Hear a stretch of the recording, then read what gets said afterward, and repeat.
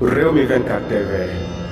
dal leen ak jàmm ci xibaar jeudi 5 octobre mu mel ne rek Ousmane Sonko jamono yi mook ay ñooñam daal dinañuy sonn lool ndax bu ñu xoolee rek arnaque bu mag rek moom moo am ci jamono yi ci ñi nga xam ne rek ñoom ñooy patriotes yi jamono yi kii di Serigne Cheikh Thioro Mbacké di parti bi bokk ci parti bi di Pastef daal di nekk député moom mi di Serigne Cheikh Thioro yëkkati na ay révélation rek daal di koy teg ci rek ñi nga xam ne jamono yi ñooy wër ca diwaanu Touba di récupérer ay carte électeur rek di leen parrainer di wax ne rek ñun la waa Pastef Ousmane Sonko la ñuy liggéeyal loolee metti ko lool ba waral rek moom mii di Serigne Cheikh Thioro Mbacké mu génn rek def ab sortie di wax ak ñooñu di xam leen rek yéen ñi nga xam ne jamono yi yéen a ànd ak Ousmane Sonko bu leen joxe seen carte d'identité benn yoon bu leen parrainel kenn ndax kat parti bii di Pastef jamono yi commencé gul ci parrainage bi kon bokk ngeen déglu rek ci nga xam ne di ngeen jot ay ordre yoo xam ne bis bu ñu commencé danañ leen ko wax kon képp koo xam ne rek yor nga sa carte d'identité jamono yi bul parrainel kenn bu leen rek Ousmane Sonko nga àndal na nga toog te déglu te xam ne ordre yi dina génn bu génn rek ñu commencé di parrainer te amuñu benn candidat rek